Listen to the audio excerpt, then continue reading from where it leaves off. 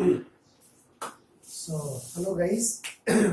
So, as you know, we are doing this chapter third, pair of linear equation in two variables. So, I'm just giving you the fast recalling. Now, in this chapter, we have discussed in the beginning like pair of linear equation in two variable can be represented or can be solved by two methods. One is algebraic method, one is graphical method. The graphical method we have done already. Representation also we have completed in both the method. अब हम solving की बात कर रहे हैं. तो solving the equation we can do with two method. One is algebraic, one is graphical. Graphical माने graph से हम कर चुके हैं. अब algebraic में भी हमने दो method discuss कर चुके हैं. One is substitution method, second is elimination method. आज हम एक और नए method की बात कर रहे हैं जो कि है cross multiplication method.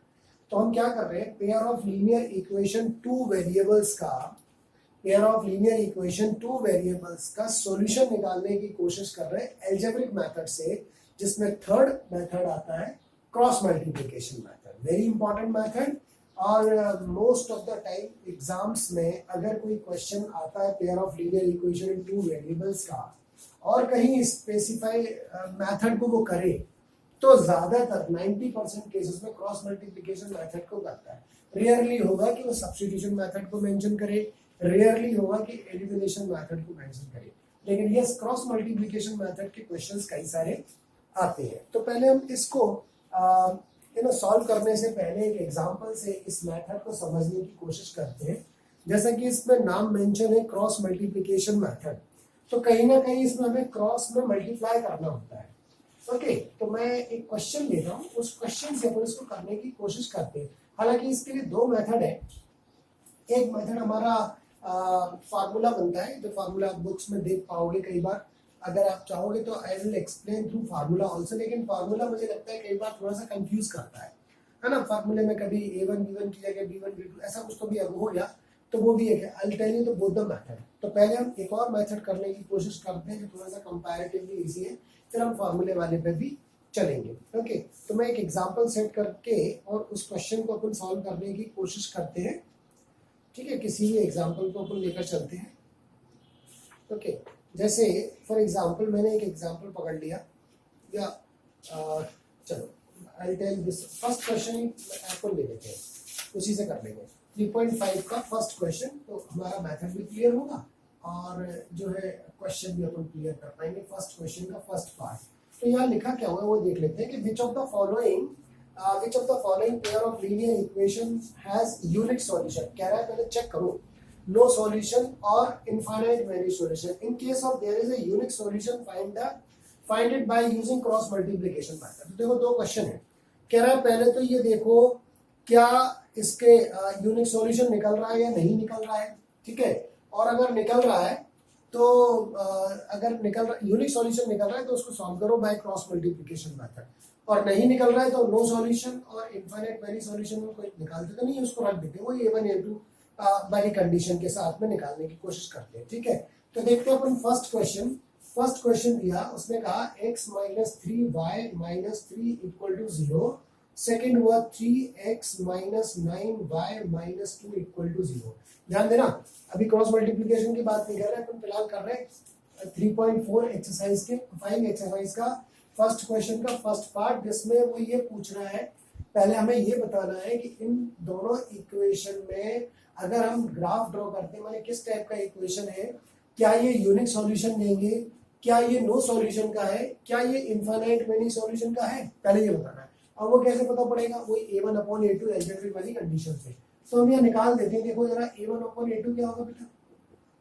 अगर a1 की बात करें तो फर्स्ट क्वेश्चन का फर्स्ट कोफिशिएंट x का दैट इज 1/3. अगर b1 b2 निकालें तो क्या होगा, देखिए जरा -3/-9. सॉल्व करेंगे तो व्हाट विल लेफ्ट 1/3. ये तो थोड़ा इक्वल आ गया तो we can write yes a1/a2 is equal to b1/b2. अगर ये दोनों इक्वल आते हैं तो ये तो पक्का हो गया कि यूनिक सॉल्यूशन तो नहीं है, क्योंकि यूनिक सॉल्यूशन के लिए a1/a2 और d1/b2 नॉट इक्वल होना था. ये तो इक्वल आ गया, तो इसलिए यूनिक तो है ही नहीं पक्का. तो अब बची दो कंडीशन, इनफाइनाइट या फिर नो सॉल्यूशन. उसको पता करने के लिए हमें c1 c2 निकालना पड़ेगा. c1 c2 देखते हैं, आ रहा है -3/2. सिंप्लीफाइड करें तो 3/2 हो गया. 3/2, राइट। तो 3/2 तो इक्वल नहीं है, तो हम कहेंगे no, C1 C2 is not equal. If C1 C2 not equal but A1 A2 B1 B2 are equal, then which condition will be there? It is no solution. क्योंकि लाइन कैसे चली जाएंगी, लाइन चली जाएंगे आपस में पैरेलल, ठीक है। तो हम यहाँ नो सॉल्यूशन कंडीशन आ गई। उसने कहा था कि अगर यूनिक सॉल्यूशन होता है तो सॉल्व करो। तो फर्स्ट क्वेश्चन में तो बेटा हमें यही रुकना पड़ेगा, क्योंकि इसमें सॉल्यूशन ही नहीं, तो सॉल्यूशन फाइंड क्या करेंगे। तो हम यहाँ इतना ही करेंगे first part of the question में, और देख रहे हैं नो सॉल्यूशन आ गया तो इट इज ओवर हियर। अगर यहाँ यूनिक की कंडीशन आती, माने यही अगर नॉट इक्वल आ गया होता, तब फिर हम क्रॉस मल्टीप्लाई पर जाते। तो अपन इसको तो यही फिनिश करते हैं, क्योंकि इसमें आगे करने का स्कोप ही नहीं है ना। तो just note down that and then we will start the second question.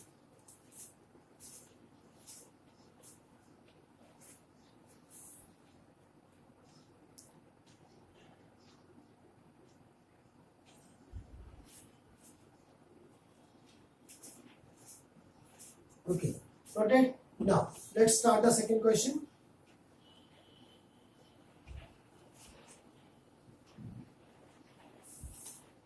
Okay. So second question is there, that is 2x plus y equal to 5. Next equation है 3x plus 2y plus equal to 8. ये तो अगर इसके हम एक solution की बात करें तो फिर से वही निकालते हैं अपन, A1/A2 निकालने की कोशिश करते हैं। What will come, that is 2/3। B1 B2 निकालने का कोशिश किया, बताइए क्या हुआ, 1/2। ये तो इक्वल नहीं है, तो हम बोलेंगे since A1/A2 is not equal to B1/B2। इससे क्या रिजल्ट निकला, yes it has unique solution. क्या लिखेंगे, यूनिक सॉल्यूशन। क्वेश्चन कह रहा है कि अगर यूनिक सॉल्यूशन है तो इसको फिर क्रॉस मल्टीप्लाई से सॉल्व करो, ठीक है। अब ये पता पड़ गया कि दोनों इक्वेशन से सॉल्यूशन तो निकलेगा पक्का, वो भी यूनिक निकलेगा, माने x की कोई पर्टिकुलर वैल्यू निकलेगी, y की कोई पर्टिकुलर वैल्यू निकलेगी। तो क्या निकलेगी वो हमें निकालना है सब क्रॉस मल्टीप्लिकेशन मेथड से। तो अब फटाफट इसको जरा नोट कर लेंगे, बहुत ही आसान है ना। आगे बढ़ते हैं अपन, चलिए अपन आगे बढ़ते हैं। अब बात करते हैं यहाँ पर कि हमें क्रॉस मल्टीप्लिकेशन मेथड किसी भी इक्वेशन को सॉल्व करते समय किस तरह से यूज करना चाहिए, ठीक है। तो देखिए क्या होता है, जब भी हम क्रॉस, अभी अपन फॉर्मूले की बात नहीं कर रहे, एक थोड़ा सा मेथड है, ट्रिकी है, बहुत ध्यान से समझेंगे तो बहुत आसान है, और ध्यान से नहीं समझेंगे तो फिर थोड़ा सा टफ पड़ेगा। तब देखो बच्चे क्या करना है, क्रॉस मल्टीप्लिकेशन में जैसे हमारे को एक्स और वाई वेरिएबल है, उनकी वैल्यू निकालनी है। हम कुछ एक ऐसा फॉर्मेट बनाएंगे हमेशा।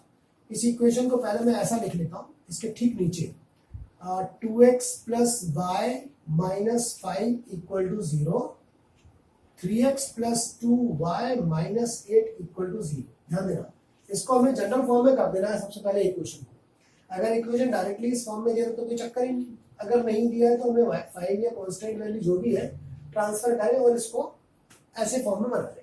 After that we will make this format x upon equal to, ध्यान देना, minus y upon equal to 1 upon, एक ऐसा फॉर्मेट बना देंगे अपन क्रॉस मल्टीप्लाई में। क्या करेंगे, x अपॉन करेंगे, मैंने यहाँ x का कुछ ना कुछ वैल्यू आएगा नीचे। फिर सेकंड वेरिएबल जो भी हुआ, जैसे y है तो माइनस y, मान लो सपोज करके यहाँ पे a और b होता, फॉर एग्जाम्पल x और y की जगह a और b होता, तो हम यहाँ लेते a और b के साथ लेते माइनस b। मतलब पहला पॉजिटिव लेना है, फिर नेगेटिव लेना है, और फिर पॉजिटिव लेना है, और वो लास्ट नंबर हमेशा हमेशा 1 लेना है। कांस्टेंट है ना, तो 1 लेना, हमेशा 1। फिर से बता दें, अगर मान लो यहाँ p और q होता, फॉर एग्जांपल x और y की जगह p और q होता, तो मैं क्या करना होता, p upon equal to q minus q लेते, second variable negative, minus q upon equal to 1 upon, इतना कर देना, ठीक है। इसके बाद हमें क्या करना है, ध्यान देना, अगर हमें x के नीचे की वैल्यू निकालना है, x के नीचे की वैल्यू, तो हम यहाँ से ये x वाला जो पार्ट है उसको हाइड कर लें इस तरह से। ओके, आप अपनी कॉपी में भी कर सकते हो, इसको हाइड कर लें। जब हम y के नीचे की बात करेंगे यहाँ की, तो हम y को हाइड कर लेंगे। जब हम 1 के नीचे की बात करेंगे तो इस कांस्टेंट वैल्यू को हाइड कर लेंगे और हमारी वैल्यू निकल आएगी। तो मैं करना क्या है, जैसे हमने x की वैल्यू क्या निकाला, x की वैल्यू हाइड की, और यहाँ से क्रॉस मल्टीप्लाई करेंगे। ध्यान देना, सबसे पहले राइट साइड से करेंगे, ठीक है। ये क्रॉस मल्टीप्लाई किया। अब ये क्रॉस मल्टीप्लाई में एक चीज याद रखना है, हमें कोफिशिएंट्स को मल्टीप्लाई करना है, नॉट वेरिएबल्स, कोफिशिएंट्स। माने -8 मल्टीप्लाई बाय 1, यहाँ 1 है, y के साथ कोई नंबर नहीं ना, तो 1 मानेंगे, तो -8 multiply bye 1 what will come बेटा, -8 आ गया। अगर मैंने x के नीचे निकालना है, मैंने x को ऐड किया सबसे पहले, जो बचा मैंने y और कांस्टेंट बचे ना, वहां मुझे क्रॉस करना है, और क्रॉस हमेशा राइट साइड वाले से करेंगे, ऐसे सबसे पहले इधर फिर इधर। तो मैं और हर बार इस वेरिएबल को नहीं पकड़ना, ये वेरिएबल तो लिख ही चुके, कोफिशिएंट ही मल्टीप्लाई होंगे। तो यहाँ -8 मल्टीप्लाई बाय +1 -8, जैसे मैंने ये मल्टीप्लाई किया, अब इस साइड से चलना है ऐसे, तो जब ऐसे चलेंगे तो यहाँ बीच में माइनस लगा देना हमेशा, मतलब एक साइड का मल्टीप्लीकेशन माइनस फिर दूसरे साइड का मल्टीप्लीकेशन, और दूसरे साइड के मल्टीप्लीकेशन के पहले भी ब्रैकेट का साइन जरूर लगा देना है, ये ध्यान देना है। माइनस साइन, माइनस माइनस जो भी मल्टीप्लाई किया वो किया, फिर माइनस साइन, फिर ब्रैकेट, फिर दूसरी साइड का मल्टीप्लाई, तभी दूसरी साइड का मल्टीप्लाई माने ये दोनों कोफिशिएंट क्या आएगा, +2 -5 -10 ब्रैकेट क्लोज। अभी y का कांस्टेंट निकालना है, मतलब y के नीचे की वैल्यू, तो y को हाइड कर ले, then again multiply from this side, coefficient -8 multiply by 2 what will, -16, before multiplying other side minus in bracket, ये हमेशा ही कर देना है। 3 5s are 15 but -15, towards minus और प्लस डिफरेंस आएगा ना, माइनस आ जाएगा।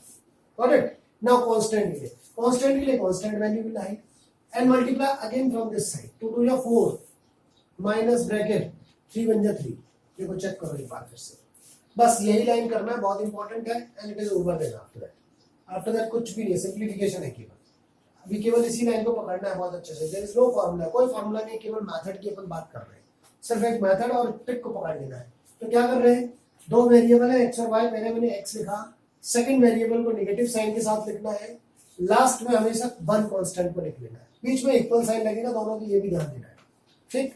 x के नीचे की वैल्यू निकालना है, तो मैंने x को हाइड किया और ऐसे क्रॉस किया, -8 मल्टीप्लाई बाय 1 तो -8 आया, एक साइड मल्टीप्लाई किए, बीच में माइनस और फिर ब्रैकेट, दूसरे साइड मल्टीप्लाई -10, फिर -y अपॉन, जब y के नीचे आ रहे हैं तो y को हाइड कर रहे हैं, यहां से दो ही बातें हैं, जिसको निकाल रहे हैं, जिस वेरिएबल के नीचे की वैल्यू निकाल रहे हैं उसको हाइड कर रहे हैं, ठीक। हमेशा इस साइड से पहले क्रॉस मल्टीप्लाई कर रहे हैं, फिर माइनस और अदर साइड, बस इतनी सी बात। तो y को कर रहे थे, इसको किया -16 -15, गॉट इट। जब 1 के नीचे कर रहे हैं तो कांस्टेंट वैल्यू को हाइड करना पड़ेगा, फिर इधर मल्टीप्लाई 2 2 या 4 -3 1 जा 3, फिनिश, बस सिंप्लीफाई कर देते हैं। तो x upon -8 + 10 equal to -y upon -16 + 15 equal to 1 upon 4 -3, और सॉल्व कर लो, simplify, x upon 2 -y upon -1 1 upon 1, देखो चेक करो सही है, बस अब बहुत ही आसान। अगर मुझे x की वैल्यू निकालना है, all three are equal basically, तो एक बार हम इसको ले लें फर्स्ट लास्ट, एक बार इन दोनों को ले लें, ओके। तो मैंने एक बार किया, क्या किया, x अपॉन 2 को इक्वेट किया 1 अपॉन 1 से, फर्स्ट और लास्ट को क्रॉस मल्टीप्लाई करेंगे, then what will come, x equal to 2 आ गया, एक आंसर आया। ऐसे ही इसको किए, minus minus we can cancel है बेसिकली, तो what will come, y upon 1 equal to 1 upon 1, तो y equal to what will come बेटा 1, ये वैल्यू आ गई, x इक्वल टू 2 और y इक्वल टू 1, देखो कितना आसान है, ये हुआ विदाउट फार्मूला हुआ, ठीक है ना। और अब अगर आप फॉर्मूले से जाएंगे तो फॉर्मूले से भी अपन बता देंगे भी आपको, ठीक है ना। तो आप फटाफट जरा इसको नोट करेंगे।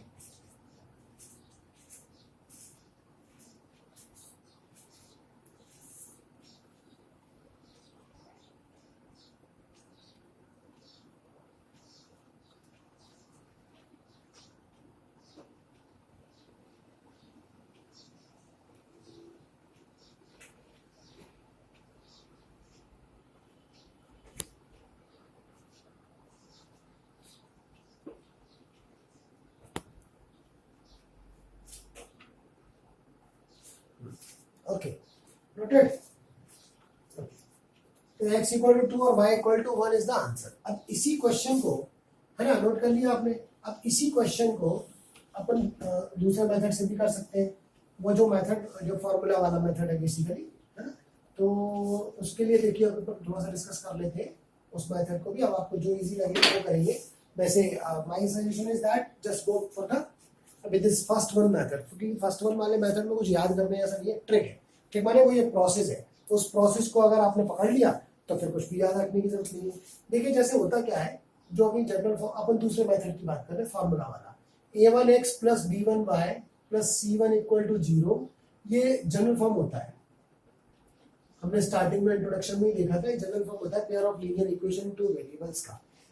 जब हम फार्मूला मेथड अप्लाई करते हैं तो हमारे को एक थोड़ा सा ट्रिक यूज करना होती है। क्या करते हैं, हम इस b1 b2 से स्टार्ट करते हैं, मैंने ऐसा लिखते हैं अपॉन में नहीं, b1 b2 c1 c2 a1 a2 और फिर से b1 b2, इस टाइप का एक डिजाइन बना देते हैं। बात समझ रहे? सबसे पहले y के कोफिशिएंट्स, फिर कांस्टेंट, फिर x के कोफिशिएंट और फिर y के कोफिशिएंट अगेन, ऐसा करके बना लेते हैं। और यहां से अब हम क्या करते हैं, इसको क्रॉस मल्टीप्लाई करते हैं फर्स्ट ऑफ ऑल, और ऐसा लिखते हैं कि x अपॉन, ध्यान देना, x upon b1 c2 multiply होता है माइनस, अब जैसे ये हो ही रहा है, मैंने कहा था ना पहले एक साइड मल्टीप्लाई करना है फिर माइनस लगा के दूसरी साइड करना है, ये वही चीज है, लेकिन अभी फॉर्मेट थोड़ा सा बदल गया। तो यहाँ क्या हो रहा है, इसको मल्टीप्लाई किया माइनस फिर इसको कर दिया b2 c1, ठीक है, इक्वल टू y अपॉन, अब इसको ले लो, माने a2 c1 और minus c2 a1 equal to 1 upon, last 1 ही होगा हमेशा, इन दोनों को मल्टीप्लाई कर दो, माने a1 b2 minus a2 b1। तो ये फॉर्मूला बन गया। तो अभी इस मेथड से अगर हमें करना है तो जो कांस्टेंट है पहले हम उसको ऐसे अरेंज कर ले, क्रॉस मल्टीप्लाई करें और अरेंज कर दें, तब भी सॉल्व हो जाएगा। तो मेथड तो दोनों ही इजी है, अब आपको जो ठीक लग जाए। तो इस मेथड से देखो आप समझ पाए होगे अगर, तो अपन यही जो क्वेश्चन अपन ने किया इसको सॉल्व करने की कोशिश करते हैं, same question with this different method, है ना। तो then you can do the comparison कि मुझे कौन सा ज्यादा ठीक लग रहा है। 2x plus y equal to 5, 3x plus 2y equal to 8। तो ये इस क्वेश्चन को अभी जो मेथड किया था उस मेथड से अपन इसको करने की कोशिश करते हैं, ठीक है ना। तो अभी उस मेथड में अपन को क्या करना है, उस मेथड में भी अपन इसको यहाँ से अपन a1 a2 b1 b2 arrange कर लेते हैं। तो देखिए a1 a2 क्या हुआ, u हुआ, a1 a2 b1 b2 c1 c2। तो यहाँ से अगर अपन इसको ऐसा कर ले, इसको -5 इक्वल टू 0 कर दें जैसा वहां किया था, है ना, ये कर दिया। तो यहाँ से a1 a2 क्या हुआ, मैंने सॉरी b1 b2 पहले लेते ना, फॉर्मूला बताया था b1 b2 c1 c2 a1 a2 और b1 b2 at the end again. तो इस तरह से यहाँ पर क्या हो जाएगा, 1 2 -5 -8 2 3 1 2, बस। अब इसको क्रॉस मल्टीप्लाई कर देना है, तो x अपॉन, जब हमें x के नीचे की बात करना है तो हमें इन नंबर से x के नीचे का मिलेगा, ऐसे क्रॉस मल्टीप्लाई कर दो, -8 माइनस ब्रैकेट स्टार्ट -10, देखो आ गया वही value. Now equal to y upon, यहाँ ध्यान देना पॉजिटिव ही रहेगा, यहाँ नेगेटिव नहीं करना, उस मेथड में अपन को नेगेटिव करना होता है। यहाँ -15 -16, ठीक है ना। नाउ इक्वल टू 1 अपॉन 4 -3, ये दोनों इधर, ये दोनों पहले ये और फिर ये, ऐसे। तो सॉल्व कर दो, x upon 8 plus 10 -8 plus 10, y upon -15 plus 16 equal to 1 upon 1। तो क्या हुआ बेटा, यहां पर लिखते हैं x upon 2 y upon 1 1 upon 1, फिर वही फर्स्ट लास्ट सेकंड लास्ट। तो x अपॉन 2 इक्वल टू 1/1, तो x equal to what, 2। Same way y upon 1 equal to 1/1, तो y इक्वल टू व्हाट, 1। देखिए सेम आंसर। तो ये हमने दूसरे मेथड से कर दिया। तो सेकंड मेथड में आपने क्या करना है, यहाँ से ये फॉर्मेट पकड़ना है, पहले b1 b2 लिखना है, फिर c1 c2 लिखना है, फिर a1 a2 लिखना है, वापस से b1 b2 लिख लेना है और फिर ऐसे क्रॉस करके अरेंज कर लेना है। तो both the methods are very easy, आप मतलब किसी भी मेथड से कर सकते हो, चाहे फर्स्ट वाले से कर लो या सेकंड वाले से कर लो, दोनों में थोड़ी सी सावधानी बरतनी है। पहला वाला जो मेथड बताया था उसमें ये फॉर्मेट नहीं था, हम डायरेक्टली इस फॉर्मेट पे गए थे, है ना, उसमें नेगेटिव बाय रखने का इतनी एक बात थी, दूसरा क्रॉस मल्टीप्लाई करने की बात थी, ठीक है। तो क्रॉस करना है, माइनस लगाना है, ब्रैकेट लगाना है, इतना लगाना है, और इसमें करना है तो ये फॉर्मेट अरेंज करके क्रॉस करते चलेंगे, ठीक है ना। तो this way we can complete this question. तो आप फटाफट नोट करेंगे, then we will move for the next question.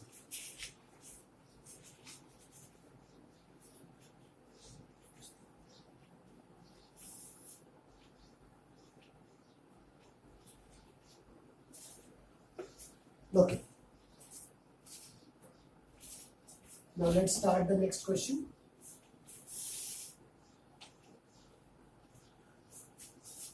तो इस क्वेश्चन के जो नेक्स्ट पार्ट है, मींस थर्ड पार्ट है, that you do by yourself. Okay. और we are discussing now the fourth part of the question. Third part आप लोग खुद सॉल्व करने की कोशिश करेंगे, क्योंकि उसमें फिर से हम वही A1 A2 B1 B2 से जब चेक करेंगे तो देखेंगे कि उसमें इनफाइनाइट मैनी सॉल्यूशन निकल के आ रहा है. मैंने A1 upon A2 B1 upon B2 और C1 C2 आर इक्वल, तो इनफाइनाइट मैनी सॉल्यूशन हो जाएगा. We can read the answer there only. Infinite many solution को सॉल्व नहीं कर रहा है. ओके. अब हम आते हैं फोर्थ क्वेश्चन पे. तो फोर्थ क्वेश्चन में कुछ ऐसा बोला गया, x minus 3y minus 7 equal to 0, 3x minus 3y minus 15 equal to 0. अभी कह रहा है फिर से वही, ये चेक करो यूनिक है, इनफाइनाइट है या नो सॉल्यूशन है. वो करने के बाद इफ यूनिक है तब हमें सॉल्व करना है क्रॉस मल्टीप्लिकेशन. तो पहले कर लेते हैं A1 अपॉन A2. देखो जरा क्या हो रहा है बेटा, 1/3. B1 B2 क्या हो रहा है, minus 3 upon minus 3, that will cancel equal to 1. Okay. देखें तो ये दोनों इक्वल नहीं है, माने A1 upon A2 is not equal to B1 upon B2. So finally what is the result, therefore unique solution. अभी अगर यूनिक सॉल्यूशन आ गया तो हमको क्रॉस मल्टीप्लिकेशन मेथड से सॉल्व करना है. अभी बताइए किस मेथड से करें अपन, फर्स्ट मेथड से या सेकंड मेथड से, किसी से भी कर लेंगे, जो आपको इजी लगेगा वो कर लेते हैं. फिलहाल फर्स्ट वाले से कर लेते हैं, आप इसको सेकंड से ट्राई कर लेना, आपको जो मेथड इजी लगे वो कर लीजिएगा. ओके. तो ये यूनिक सॉल्यूशन आ गया, एक पार्ट यही खत्म हो रहा है. Now we are going to start solving of this equation. Okay. तो मैंने फर्स्ट मेथड में ऐसा बताया कि x रख लो, माइनस y रख लीजिए और 1 अपॉन रख लीजिए, यही बताया. फिर जब x के नीचे की वैल्यू निकालना है तो x को ऐड करना है, y के नीचे की वैल्यू y को ऐड करना है, 1 के नीचे कांस्टेंट को ऐड कर लेना. तो मैंने जब x को ऐड किया और क्रॉस मल्टीप्लाई किया यहां से, कोफिशिएंट करेंगे, ध्यान देना. ये माइनस माइनस प्लस, 15 3 या 45, एक साइड से जैसे ही मल्टीप्लाई हुआ माइनस लगा दो, ब्रैकेट लगा दो. दूसरा साइड का मल्टीप्लाई, माइनस माइनस प्लस, 3 7 जा 21, डन. अब y के नीचे तो y को ऐड किया, माइनस प्लस माइनस आना है, साइड बाय साइड कर लो. 15 ये 1 है, या नो नंबर इज देयर 1, 15 बन जा 50, minus and bracket this side 3 और माइनस 7, माइनस प्लस माइनस, 3 7 जा 21. देखो ये चेक कर लो, ठीक है. कांस्टेंट पर आ गए तो देन कांस्टेंट वैल्यू ऐड कर दी. फिर cross multiply, minus plus minus, 3 बन जा 3, minus and bracket other side आ जाओ बेटा, माइनस प्लस माइनस, 3 3 जा 9. देखो जा हो गया सिंप्लीफाइड. नाउ सॉल्व कर लेते हैं. 45 minus 21 equal to minus y upon minus 15 plus 21 equal to 1 upon minus 3 plus 9. Check कर लो, x अपॉन what will come here 24 sorry 24. okay, minus y upon 6, 1 upon 6, यो ठीक है ना. बस अब ये फर्स्ट और लास्ट ले लो, अब ये सेकंड और लास्ट ले लेते हैं. तो फर्स्ट और लास्ट लिया तो x upon 24 equal to 1/6, 24 transfer तो x equal to 24/6, what will come 4, x equal to finally 4. Now minus y upon 6 equal to 1/6, cross multiply. So minus y equal to 6 upon 6, that is 1. So y equal to what will be done? -1. देखो check कर लो, बहुत ही अच्छा answer आ गया. y equal to -1 और x equal to 4. तो ये हुआ है ना. तो you can do the same question with this different method also. चाहो तो आप दोनों मेथड को भी कर सकते हो, अदरवाइज किसी एक को कर लीजिए, जिसकी उसी की बार बार प्रैक्टिस करिए. एक मेथड सेलेक्ट कर लो, अब जितने भी क्वेश्चन करना है क्रॉस मल्टीप्लिकेशन से उसी मेथड से करो. दो मेथड पकड़ेंगे तो कंफ्यूजन होगा, किसी एक को पकड़ ली जो आपको इजी लग जाए, है ना. I explain both the methods here, so please note down that and then we will move for the next.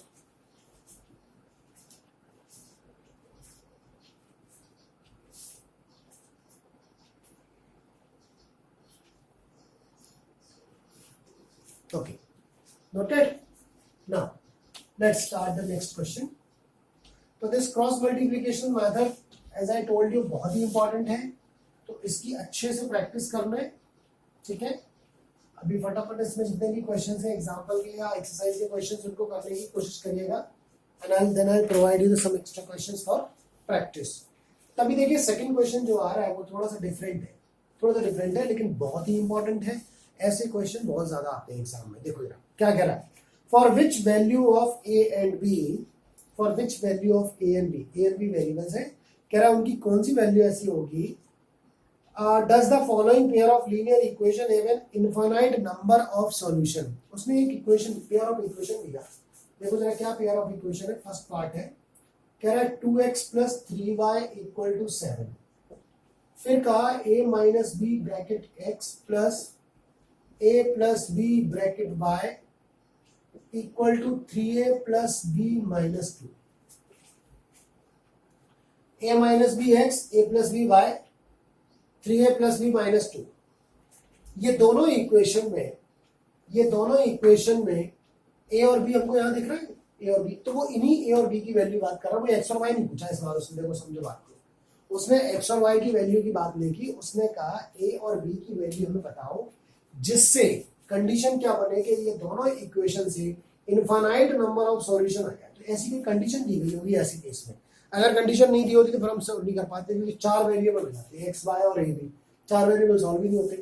तो यहाँ कंडीशन दी हुई है, तो यहाँ उसने कंडीशन दी कि अपन ऐसा लिख पाएंगे, since equation has infinite many solution, ऐसा क्वेश्चन ने कहा, अपन नहीं कह रहे, क्वेश्चन ने कहा है। तो अगर इनफाइनाइट मेनी सॉल्यूशन है, हाँ इनफाइनाइट मेनी सॉल्यूशन, तो फिर हम क्या कह सकते हैं इसमें कि a1 upon a2 equal to b1 upon b2 equal to c1 upon c2। देखो चेक करो, इनफाइनाइट मेनी सॉल्यूशन की कंडीशन का यही तो कंडीशन होती है, a1 upon a2 equal to b1 upon b2 और equal to c1 upon c2, है ना, सही है। तो a1 अपॉन a2 जरा पुट कर देते हैं, a1 की जगह क्या पुट कर पाओगे 2, a2 की जगह क्या पुट कर पाएंगे, x का कोफिशिएंट, ध्यान देना x का कोफिशिएंट तो पूरा ही है, a minus B equal to 3 upon a plus B, check करो, equal to c1 c2 7 upon here what, here this complete value is c2 3a plus b minus 2। ध्यान देना ये पूरी की पूरी वैल्यू c2 हो गया, ठीक है, ब्रैकेट ही लगा देते हैं, इससे चक्कर ही ना आए, पूरी एक वैल्यू कंसीडर कर लीजिएगा।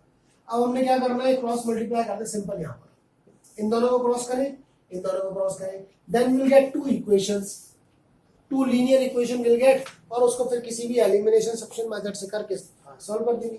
तो करते पहले क्रॉस मल्टीप्लाई कर दिए, तो 2 multiply by a plus B, here 3 multiply by a minus B,